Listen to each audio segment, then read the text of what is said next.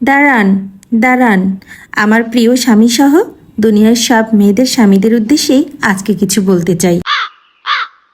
এই যে আমাদের স্বামীগণ, আপনাদের একটা ডায়লগ আছে না? সারাদিন ঘরে থাকো, করোটা কি কাজ করো সারাদিন? আমরা সারাদিন বউরা কি করি, এই নিয়েই আজকে ভিডিওটি বানিয়েছি, শুধুমাত্র আপনাদেরকে জবাব দেওয়ার জন্য। বলেন কি? ভোর হতে না হতেই অ্যালার্ম বাজার আগেই আমাদের অ্যালার্ম বেজে। আপনারা যখন বিছানায় নাক ডেকে ঘুমান বা ঘুম থেকে উঠে ফোন টেপেন, ঠিক তখন আমাদের ঘুম থেকে উঠে গিয়ে সকালের জন্য নাস্তা রেডি করতে হয়। আপনি এবং আপনার বাচ্চারা খেয়ে স্কুলে যাবেন, অফিসে যাবেন। চুলায় রান্না রেখে আপনাকে এবং আপনার বাচ্চাদেরকে ঘুম থেকে আদুরে আদুরে ডেকে তুলতে হয়।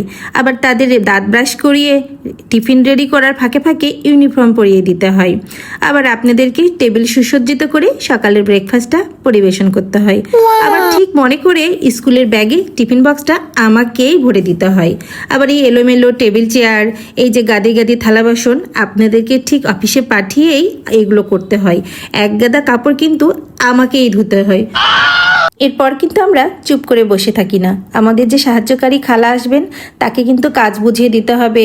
দুপুরে কি রান্না হবে সেগুলো বন্দোবস্ত, ফ্রিজ থেকে বের করা, সেগুলো কিন্তু আমাদেরই করতে হয়। এই যে অফিসে যাওয়ার আগে যে এলোমেলো বিছানাটা রেখে যান, তুড়ি মেরে এরকম সুন্দর করে গুছিয়ে ফেলি। কি ভেবেছেন এভাবে তুড়ি মেরে হয়ে যায়? না, এরকম পরিশ্রম করতে হয় আমাকে, ঘাম ঝরে যায় যথারীতি বিছানা গোছাতে। আপনারা পুরুষরা তো এটাই মনে করেন যে আমরা মনে হয় সব কিছু তুড়ি মেরে করি, কিন্তু না, এর জন্য আমাদের অনেক পরিশ্রম করতে হয়। আমার মনের ঘরে একটু একটু করে ভালোবাসার ঘর বুনেছি রঙিন স্বপ্ন দিয়ে। ঘরের সবার সুস্বাস্থ্যের কথা চিন্তা করে ঘরে পর্যাপ্ত আলো আসার ব্যবস্থা, সব গাছপালা মুছে ঝকঝকে তকতকে করা, সব কিছু আমারই করতে হয়। কাজ করতে করতে পেট যখন মনে করিয়ে দেয় যে খাবার প্রয়োজন, তড়িঘড়ি করে খেয়ে আবার সে কাজে লেগে যেতে হয়। এই যে ডাইনিং টেবিলটা খেয়ে দিয়ে আপনারা এলোমেলো করে রেখে যান, কোথাও তেলের ফোঁটা, কখনো তরকারির ঝোল, সেগুলো ক্লিন আমাকেই করতে হয়। আপনাদের তো আবার ঘরে ফিরে সব কিছু ঝকঝকে তকতকে চাই।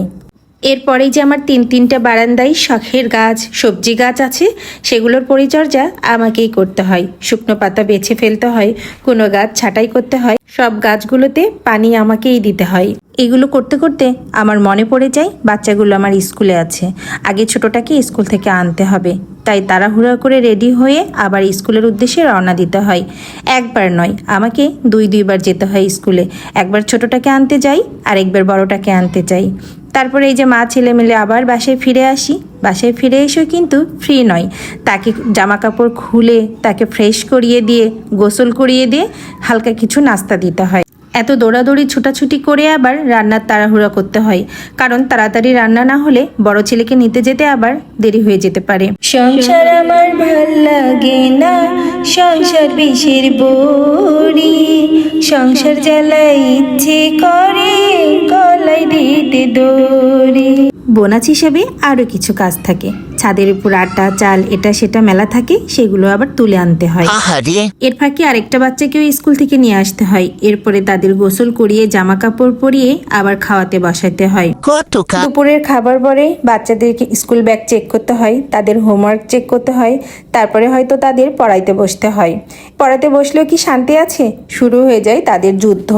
কেউ একটা খোঁচা দিবে তো আরেকজন খোঁচা দেবে, দিতে দিতেই শুরু হয়ে যাবে পানিপথের দ্বিতীয় যুদ্ধ।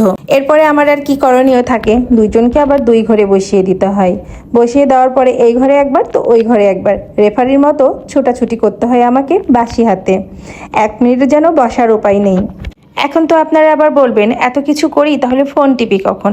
এই কাজের ফাঁকে ফাঁকে আমাদেরকে 5 মিনিট হয়তো সময় থাকে ফোন টিপার জন্য। এরপরে বাচ্চাদের টিচার, হুজুর, তাদের জন্য কারো লাল চা, কারো জন্য দুধ চা, কারো জন্য কফি বানাতে হয় আমাকেই।